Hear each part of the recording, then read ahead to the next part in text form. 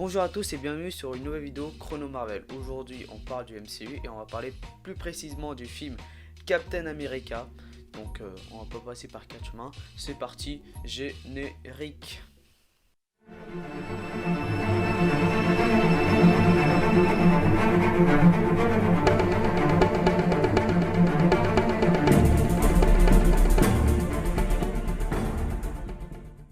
Donc le film Captain America sorti en 2011 qui fait suite à Thor et Iron Man 2 qui sont sortis précédemment, que j'ai parlé dans la chaîne. Ce film là, comme dit le titre, c'est le premier Avengers. Pourquoi ça? Vous allez savoir ça quand je vais parler du résumé. Donc le film il a commencé très tôt honnêtement. Il a commencé genre au début, avant même que Iron Man sort, donc 2007-2008 environ. Après Thor, ils ont décidé que ce soit Captain America qui soit le officiel Avengers, parce que certes c'était teasé, mais là dans le film, sûrement à la scène de fin, c'est vraiment le cas. Genre ils disent c'est bon, les Avengers arrivent les gars, c'est parti. Vous vous rappelez quand je disais que Thor est difficile à adapter, Captain America c'est aussi difficile, parce que honnêtement tu regardais son costume, essayer de rendre ça stylé c'est un peu compliqué, même chose avec Thor, et un peu plus, comment dire, réaliste que dans les comics. Et aussi le fait que c'est, à l'époque c'était un outil de propagande pour l'armée américaine pendant la Seconde Guerre mondiale. Du coup, ouais, c'est un peu chaud, on peut dire ça. Mais vous allez voir dans le film, c'est assez bien intégré, c'est assez bien parce que si on remarque dans Iron Man,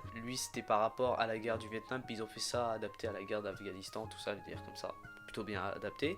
Donc c'est correct, mais on n'a pas besoin de changer comme dans Iron Man. La deuxième guerre mondiale, ça passe très bien pour Captain. Du coup, si on le déplace, ça va un peu faire bizarre et tout ça. Donc on garde la seconde guerre mondiale, les nazis, tout ça, on aime bien tuer des nazis, c'est cool. Donc ensuite le casting. Bon déjà on a Chris Evans qui joue Captain tout simplement, qui avait déjà joué dans les 4 Fantastiques. Ensuite on a Sebastian Stan plutôt, qui joue Bucky, qu'on va retrouver dans Captain America 2. Vous allez savoir pourquoi, tout simplement le soldat de l'hiver. Ensuite on a Hugo Weaving qui joue Crâne Rouge, qui est un méchant très connu de Captain America. En plus il est vachement bien fait dans le film, je vais en parler ça plus tard, des effets spéciaux qui sont incroyables, hein. Il y en a certains, surtout pour Captain America, qui sont très bien fait, on va en parler. On a Agent Carter, joué par Hayley Atwell, qui a une série télé. Il y en a qui ne savaient pas, mais voilà, une petite série télé de 2 saisons. Donc voilà pour le casting un petit peu principal. Un bon casting qui fait le taf. Donc, comme dit plus tôt, Captain America se déroule en 1941. Donc en plein dans la Seconde Guerre mondiale, et on retrouve l'organisation criminelle qui s'appelle Hydra, qu'on va revoir beaucoup plus dans la phase 2 du MCU. Pour l'instant c'est les petits débuts, je sais pas si on les a vus avant dans Captain America ou peut-être dans Iron Man, je sais pas, mais en tout cas moi je pense que c'est la première fois, à moins que je me trompe, hein, je pense que c'est la première fois qu'on voit Hydra dans le MCU. Donc Hydra qui est une organisation criminelle qui est contre le Shield et qui cherche le Tesseract pour faire des armes. Alors le Tesseract, vous savez que j'en ai parlé dans Thor et dans Iron Man 2. Vous allez comprendre pourquoi le père de Iron Man a eu des notes sur le Tesseract, parce que tout simplement il est dans le film. Il est assez, c'est une version plus jeune bien sûr. Il est dans le film et je vais expliquer ça plus tard. Donc le Tesseract est clairement pas au centre du film, mais qui est très présent contrairement à Iron Man 2 ou Thor qui sont des petits éléments cachés. Mais bref, le Tesseract est présent et Hydra en a besoin pour faire des armes, comme ce que fera le Shield dans Avengers. Je spoil pas, mais voilà quoi, les gros connards. Mais bref, donc on rencontre Crâne Rouge qui retrouve le Tesseract qui va utiliser pour faire des armes et je crois lancer des bombes partout un peu, même à Berlin. Le gars il fait partie des nazis, mais il est un peu contre Hitler, tu vois. Donc en fait Hydra c'est un peu la sphère technologique des nazis tout simplement au début. Après ça va se séparer. Donc ensuite on a Captain America qui a l'air d'un petit gringalet, un petit os, qui essaye de se convaincre à l'armée et tout ça, aller rejoindre l'armée parce qu'il a l'esprit fidèle et protéger sa nation contre les méchants nazis. On sent un petit peu qu'il a envie de buter des nazis quoi, on le sent. Après il y a son pote Bucky qui dit non arrête mec, regarde ton physique, c'est pas possible. Et pendant qu'il dit ça, il y a un scientifique derrière, américain, mais d'origine allemande mais qui est du côté américain, qui dit hey mec, je crois en toi, t'es capable de le faire, je sais, on va faire des expériences sur toi pour que tu sois un surhomme. Captain il dit ok.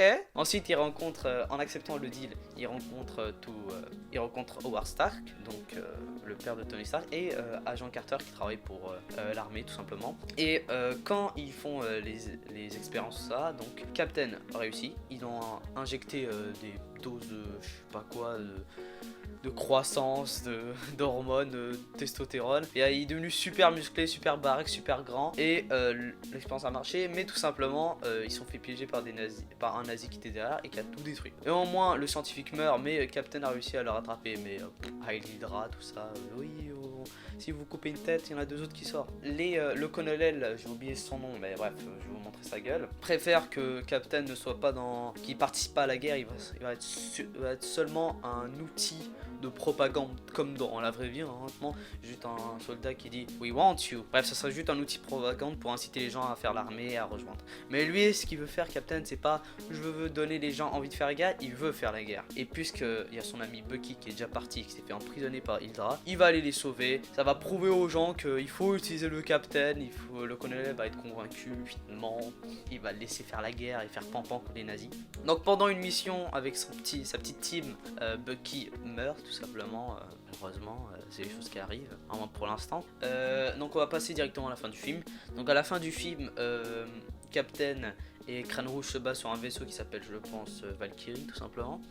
Un vaisseau qui va faire larguer toutes les bombes, par exemple à New York, à Berlin, un truc comme ça. Donc ensuite, Crâne Rouge, il se fait défoncer et finalement il prend la pierre de ses mains, se fait désintégrer ou transporter. Moi, avant que j'avais vu Infinity War, honnêtement, je sentais pas qu'il se faisait désintégrer parce que les gens ils disaient ouais ils ont juste repris comme ça parce qu'ils avaient un rôle. Peut-être, ça peut être le cas. Mais quand tu vois la scène, tu vois un fond spatial, un truc, on le voit partir dans l'espace. Peut-être le réal avait où les scénaristes avaient prévu quelque chose parce que les scénaristes c'est les mêmes qu'ils ont fait Captain America 2 et Avengers Endgame et Infinity War. Peut-être ils se sont dit on avait laissé ça à côté, on pourra le reprendre. Possible, mais ça dépend de l'interprétation des gens. Il y en a qui disent qu'il se fait désintégrer, il y en a qui se disent transporter. Donc il y en a une qui a donné raison. Mais on va pas dire que c'est un foreshadowing, on va pas aller jusqu'à là. Quand Crâne Rouge se fait transporter, on va parler ça plus tard dans Infinity War, c'est-à-dire dans longtemps. Donc Captain se sacrifie, il se crache en Arctique et reste congelé pendant 70 ans. Alors les gens ils vont dire bah, c'est pas possible, c'est un surhomme. Le gars il peut même plus se saouler parce que ses cellules ils arrivent à créer des millions de trucs et c'est pas possible en fait. Donc voilà, s'il arrive pas à saouler, pourquoi il va pas rester congelé pendant 70 ans. Donc ensuite à la fin du film, on le retrouve à New York en 2012 et il rencontre Nick Fury qui dit ouais mon bro t'as dormi pendant 70 ans et maintenant tu vas faire partie des Avengers. Bien sûr Captain est comme ah merde j'avais un date les gars. Donc la caméra s'est coupée, c'est génial. Donc reprenons. Donc je disais Captain il était un peu choqué parce qu'il avait dormi pendant 70 ans et qu'il avait un date et il a raté. Après cette scène là on remarque à la scène post-crédit il y a un petit trailer pour Avengers. On en parlera dans la prochaine chronologie MCU. Donc maintenant on passe sur les éléments à propos de la chronologie du MCU, des petits easter eggs. Donc premièrement on a le Tesseract, le Tesseract qui est très présent dans le film et qui est la première pierre d'infinité qu'on voit dans le Marvel. Puis j'en remarque que ça permet de transporter les gens, ça permet de faire des armes, qui fait des armes assez cheatées, tu tires, le gars il disparaît. J'avais oublié de vous préciser. Pour l'acteur de Steve Rogers, vous remarquez qu'au début du film il est très mince. On va me dire, on peut pas faire passer de ça à ça très rapidement en même pas 2 ans, même pas en 3 mois. Voilà. En fait ils ont pris un autre acteur, qu'ils ont filmé les scènes, après ils ont repris Steve, l'acteur de Steve Rogers, ils ont refait les mêmes scènes, et ensuite ils ont collé la tête de Steve dans l'acteur du gars mince. Ça donne un effet plutôt sympathique, c'est plutôt bien fait honnêtement. Et par rapport à Howard Stark, vous comprenez maintenant pourquoi. Parce qu'à la fin, j'ai oublié de vous dire, parce qu'à la fin du film, il reprend le Tesseract, Howard, ils reprennent le Tesseract au bout de l'Antarctique, mais ils trouvent pas l'épave de Captain. Donc on remarque que c'est pour ça que quand Iron Man feuillete les documents de Howard, il retrouve le Tesseract. Donc on commence à avoir des petits liens qui se font, et on comprend aussi, en se disant au début du film, pourquoi le film se passe en 1941 alors qu'il doit être dans les Avengers. Correct. De toute façon, on peut pas. Je pense que ce sera le film qui sera le plus loin dans la chronologie qu'on va faire. Donc, on peut voir la chronologie que le film se passe en 1940 et qu'il y a peut faire des petits liens avec Howard Stark dans Avengers, dans Iron Man 2 et 1. Et ensuite, la scène de fin, on peut la mettre en 2012 tout simplement. Mais on va pas la mettre dans la ligne parce que c'est trop chiant et ça sera le bordel. Oui, j'ai oublié de vous dire. Au début du film, quand Crâne Rouge prend le Tesseract, on remarque c'est Odin, bien sûr, qui l'a posé sur Terre. Je pense que il a sûrement. Ce que je me demande un truc, c'est que Odin, il avait dit, on va en parler plus tard, mais dans Thor, lui, il avait dit que c'était pas un bon moyen de garder deux pierres d'affinité au même endroit. Alors, ma théorie qu'on suivait que Odin avait les pierres d'affinité avant, à moins que Agamotto avait repris la pierre et après l'a remis sur Terre. Quel est l'intérêt d'avoir deux pierres d'affinité sur Terre? On a la pierre de l'espace et la pierre du temps. La pierre du temps par les sorciers et la pierre de l'espace qui était cachée dans le sort d'endroit bizarre avec l'illustration de Yggdrasil, l'arbre monde. Donc à moins que les sorciers ont repris la pierre puis l'ont gardée à eux, qui est possible parce que je vois pas qu'est-ce que Odin ferait avec des sorciers. Donc Odin l'a sûrement gardé sur Terre et les sorciers ont pris la pierre du temps et l'ont gardé sur Terre. On remarque aussi que où est cachée la pierre de l'espace se trouve dans une illustration de Yggdrasil, l'arbre monde. Petite théorie qu'on parlera sûrement dans les Gardiens de la Galaxie à propos de Groot. Donc Yggdrasil, l'arbre monde, si vous connaissez pas la mythologie nordique, c'est par rapport au monde. Donc Midgard qui est la terre, Asgard qui est les cieux, après on a Jotunheim, voilà, où il y a les géants, bref. Tout cet arbre est lié. Si vous avez joué à Pokémon XY ou bien tout simplement à God of War 4, vous savez c'est quoi. Donc à part ça, je pense qu'on a fait le tour. Il n'y a pas beaucoup de easter eggs parce que je pense que c'est le film qui est juste là pour dire les Avengers arrivent et on apporte Captain America, ce qui est un peu dommage. Maintenant parlons de mon avis. Mon avis sur le film, en vrai, il est plutôt sympathique. Il est plutôt cool et je le préfère mieux que Thor et de Iron Man 2 parce que je trouve qu'il a une vraie identité, déjà identité visuelle parce que c'est en 1940, les costumes et même il y a un petit aspect futuriste avec les armes liées à la pierre d'infinité. Donc il y a un côté futuriste en même temps Seconde Guerre mondiale avec les petits pistolets, les avions, tout ça, c'était perculé. C'est un mélange de genres comme je dirais dans la vidéo Cowboy Bebop, un mélange de genres, une dichotomie.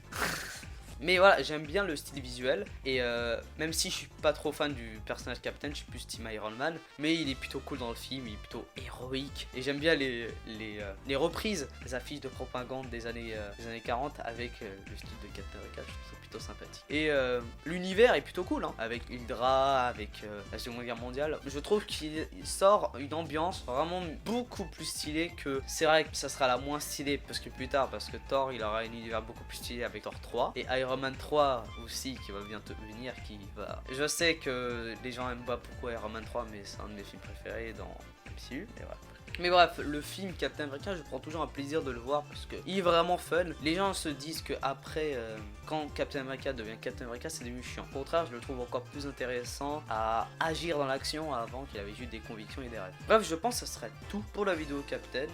Prochaine vidéo sur le Marvel Cinematic Universe, ça sera sur l'événement que tout le monde attendait à l'époque, en 2012. La réunification, le rassemblement de tous les héros contre un ennemi commun qui sera le frère de Thor.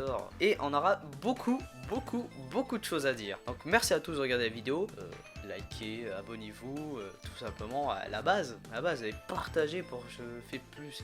Je sais que les vidéos Marvel ne font pas énormément de vues comparé aux autres, mais c'est toujours un kiff d'en parler, toujours un plaisir. Je vais pas arrêter à cause de vues, sinon ça ferait longtemps. Déjà la vidéo Iron Man a fait 24 vues, voilà. C'est pas grave. Bref, merci à tous de regarder la vidéo et à très bientôt. Et on reparlera d'Avengers très bientôt, je crois le mois prochain. Bye à tous.